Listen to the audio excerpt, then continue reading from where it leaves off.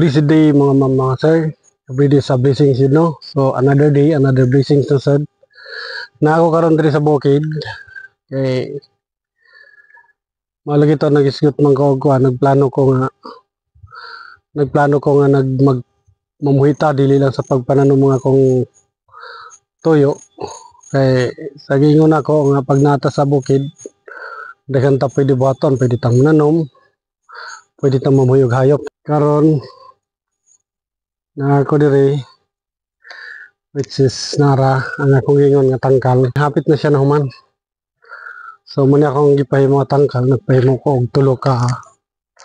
Ako lang siyang gitulo ka kwarto. Mano-mano ang pag dala sa mga materyales. Unya ang hollow blocks. Kanina pag ani kani sobra tong hollow block. Mo ni hollow block. Nagid tas bukid gid na tong area. So una ni akong gihimo ang kuan. Akong gikoral kay lisod man kung magkuan tag baboy nga labay-labayan sa mga tao. Sulod gawa sa mga tao. So medyo ko ang yun. Kaya ang baboy mahal ba ya? Mahal pa ang feeds. Mahal pa nga itong pagpahimuan ng kuan. Kaning tangkal. Bukid magiging siya nga area. Bukid kayo. Dagang kay kawin nga dagko. Pero napangitaan na itong pagi nga makakuha tag tubig. Kaya ang importante sa pag magbuhi kag baboy is nagi kay tubig. So naningkamot ta nga ningkamot ko nga makakuha kog tubig. Layo-layo gining gigikanan ni tubig. Now, so karon na nang tubig oh. Now, wow, perting ko suga. So wala nagi rason nga problema pa tas tubig, wala nagi rason nga di ta kabuhi. So tuloy-tuloy na nato mo plano nga babuyan ta diri. Magbabuyan ko. Kaya na may tubig. Inga na siya ka kuan, inga na siya ka dali pagbuhaton gid nimo ang imong mga plano. No wala gyud imposible pag imo yung kuan. Imo yung buhaton wala gyud siya imposible. So medyo gate na lang ko lang sa atong coral kani sa pikas kay para safety gid ang atong baboy. So wa pa man siya mo man gamay na lang flooring na lang og kaning kuan. Kaning pag finishing sa gawas. After ani siguro butangan natong net kay bukid dagan man kuan mosquito net dagan man og labok para safety gid ang baboy dili gid siya kuan di ta man problema sa atong buhi nga baboy. So napo ko gihimo nga kuan bisan todog nata sa layo ta sa mga tao pero napo tay gihimo nga septic tank diri kani anang nay mga islab. So tabonan na lang ako nagyuta pohon kay para di ta makaistorbo og laing tao. Ang labayay nga manimaho dili siya pwedeng nga kuan. So kani atong area bukid kay ni. Bukid kayo. Nagtanom po ta daan og kuan. Bisag wala pa tay buhi pero nagtanom na ta og nagtanom tag nangka diri kani nga nangka to Ismail. Dili ko sure sa variety ani pero gikan ni siya sa kuan. Gikan ni sa mga sa farm dito sa Bukidnon. Kani nga lang nangka isa ni siya sa ako gipangay dito sa Sinro. Ano kay nangka. So mananom lang kita. May nangka. Natay garden diri kani. Tanom-tanom ta, medyo wa pa manurok.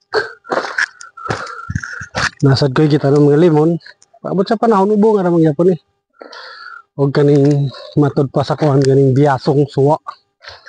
Suwa kaning pang sagol sa kinilaw kay sulungon data sa atong mga amigo pohon. So dadaan tag kilawon di na natay pang kuan bunga ra magyapon ni. So mo ni wala ko area. Namo pod nang tay mga silingan na duha diha. So na isa dito. So na ako sa tunga. Natay silingan. So mo ni akong tangkalo. May hagdan. Itarong gid ako dig buhat kay siyempre nagkapital ko ta ato yung seryosohon. Sa tangkal pa lang daan ang kapital na ta. So mubuhi pa tag baboy. Magkuang kita seryosohon gid nato. So kani siya gamay na lang ang kulang na naka-finishing na sa sulod. Naka-finishing na ang sulod. So perta na lang, pertahan. Tapos gamay na lang gini makabuhi na rin ko. Tubig na wala na share ko. Dili na sa problema sa tubig kay nana ang tubig. So focus lang ta sa atong unsa atong gusto.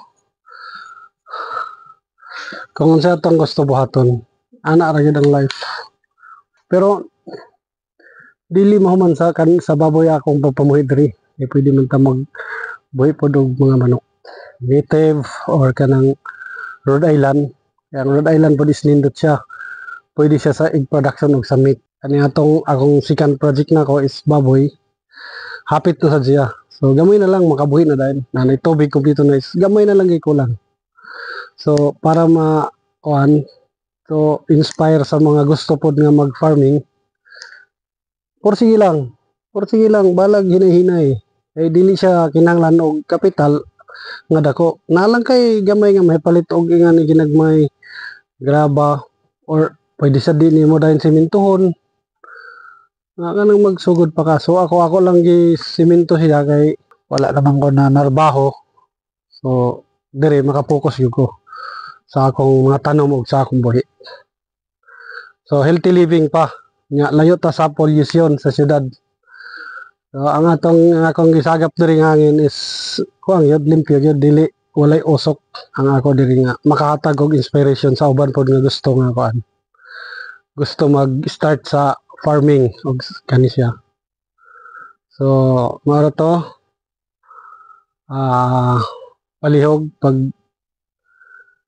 subscribe sa akong YouTube channel Kuya Jess Vlog ug like and share ug paki-view na sa akong mga videos.